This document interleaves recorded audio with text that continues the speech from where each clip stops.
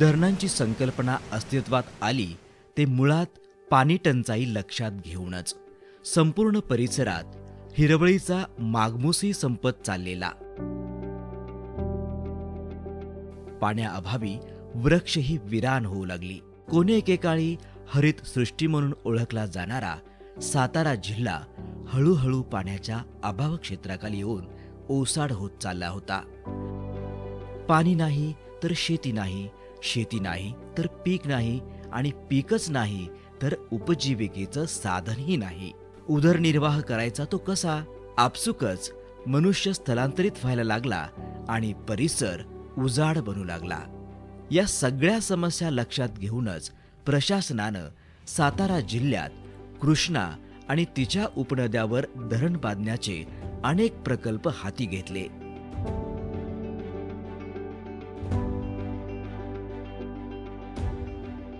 त्यातीलच एक वांग मध्यम प्रकल्प.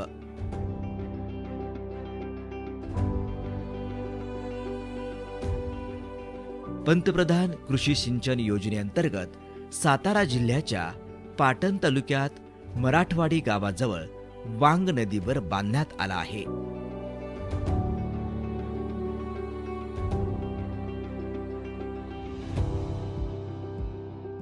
या प्रकल्पात एकूण 10 कोल्हापुरी बंधारे खासगी उपसा सिंचन योजनेअंतर्गत प्रस्तावित आहेत. सर्व कोल्हापुरी बंधाऱ्याची कामं पूर्ण झाली आहेत. वांग नदीवर असलेलं हे धरण मराठवाडी गावाजवळ आहे. या धरणाची लांबी 1255.50 मीटर आहे. या धरणाची उंची 50.63 मीटर आहे. या धरणाचा पाणीसाठा 77.29 दशलक्ष घनमीटर आहे. या धरणाचं सिंचन क्षेत्र एकूण 6,200 हेक्टर आहे, ज्यात पाटण तालुक्यात 2,680 हेक्टर असून कराड तालुक्यात 3,520 हेक्टर आहे. या धरणाला मूळ प्रशासकीय मान्यता 81.47 कोटी रुपये इतकी होती. प्रथम सुधारित मान्यता 209.11 कोटी रुपये, द्वितीय सुधारित प्रशासकीय मान्यता 227.96 कोटी रुपये, तृतीय सुधारित प्रशासकीय मान्यता 235.91 कोटी रुपये,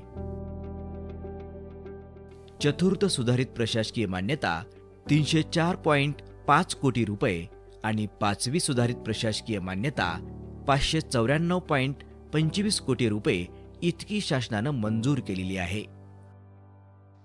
वांग प्रकल्पामुळे आमच्या गावातील शेतीसाठी खूप फायदा झालेला आहे व हे धरण पूर्णत्वास आल्यास आमचा परिसर, आजूबाजूचे शेती सुजलाम सुफलाम होईल. त्याकरिता मी पाटबंधारे विभाग व महाराष्ट्र शासनाचे मी आभार मानेन. प्रशासकीय मान्यता सन 1993 ते 2018 या संपूर्ण कालावधीतली आहे. या धरणाचा अद्ययावत खर्च 497.75 कोटी रुपये आहे. वांग धरणाचा निर्मित आणि उपयुक्त पाणीसाठा 77.6 दशलक्ष घनमीटर इतका आहे. सद्यस्थितीत माती धरणाचं काम 99%, सांडवा काम 95% आणि विमोचकाचं काम 90% झालेलं आहे. मराठवाडी कोल्हापुरी पद्धतीच्या बंधाऱ्याचं सिंचन क्षेत्र 419.64 हेक्टर आहे.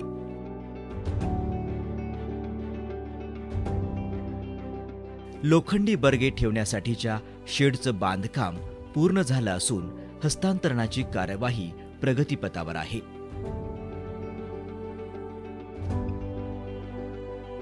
भोजगाव कोल्हापुरी पद्धतीच्या बंधाऱ्याचं सिंचन क्षेत्र 418.50 हेक्टर, तसेच मालदान, साईगडे, खळे, मानेवाडी, पोतले, काढणे, कोळे आणि यातील काही भाग कोयना सिंचन विभागाकडे हस्तांतरित करण्यात आला आहे, तर काही भागात हस्तांतरण कार्यवाही प्रगतीपथावर आहे.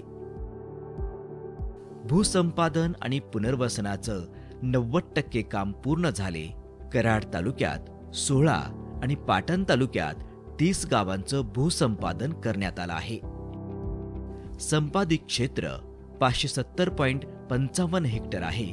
त्यात खाजगी 563.5 हेक्टर, वनजमीन 10.50 हेक्टर असे एकूण 573.55 हेक्टर क्षेत्र भूसंपादित आहे.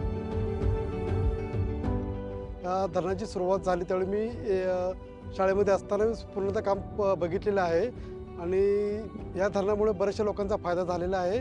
पाणी साठवण्याची क्षमता वाढलेली आहे. परत लोकांना उन्हाळी, पावसाळी, हिवाळी पिके घेता येतात. थोडंसं नुकसानही झालेलं आहे, पण त्याबद्दल थोडासा फायदाही भरपूर झालेला आहे लोकांचा. शेती बऱ्यापैकी चांगली पिकते. गव्हर्नमेंटने बऱ्यापैकी सुविधा दिलेल्या आहेत. 24 तास पाणी भेटते हर गोष्टीचं. जलसंपदा विभाग आणि महाराष्ट्र सरकार यांचे मी खूप खूप आभार मानतो. त्या सगळ्या सुविधा करून ठेवल्या आमच्यासाठी. धन्यवाद, त्याचे आभारी आहोत. एकूण 9 गावं या धरण तालुक्यात बाधित होती, ज्याचं पुनर्वसन करण्यात आलेलं आहे. पुनर्वसित गावठाणं 18 तर नागरी सुविधा पूर्ण झालेली गावठाणं 15 आहेत. हमने पीएम कृषि सिंचाई योजना के तहत महाराष्ट्र के 27 प्रोजेक्ट को चुना है. इनमें से 10 प्रोजेक्ट पूरे भी हो चुके हैं. बाकी प्रोजेक्ट भी जल्द पूरे कर लिए जाएंगे.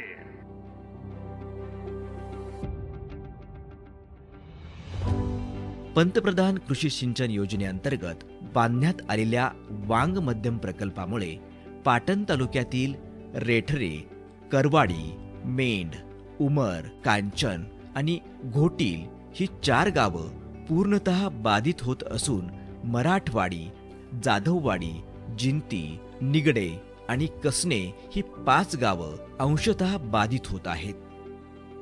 पुनर्वसन बाधित गावामधील प्रकल्प बाधितांना पुनर्वसनाचा आराखडा महसूल विभागामार्फत निश्चित करण्यात आलेला आहे. बाधित प्रकल्पग्रस्तांसाठी सातारा जिल्ह्यात 3 गावठाणे आणि सांगली जिल्ह्यात 12 गावठाणे असे एकूण 15 गावठाणे विकसित करण्यात आलेली आहेत. सदर गावठाणातील नागरी सुविधांची कामं आवश्यकतेनुसार पूर्ण करण्यात आलेली आहे.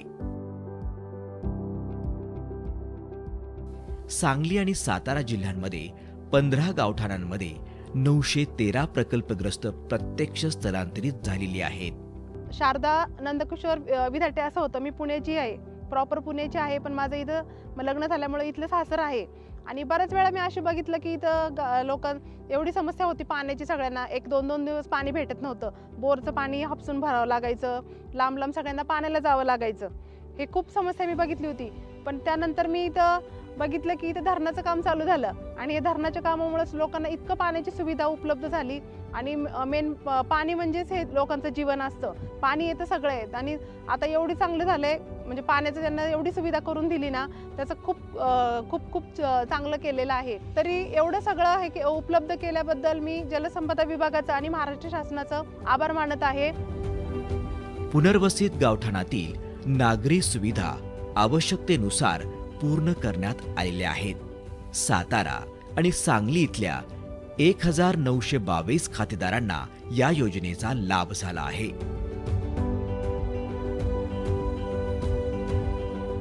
गावात धरण ही संकल्पना रुजू झाली आणि प्रत्यक्ष प्रकल्प अंमलबजावणी झाली.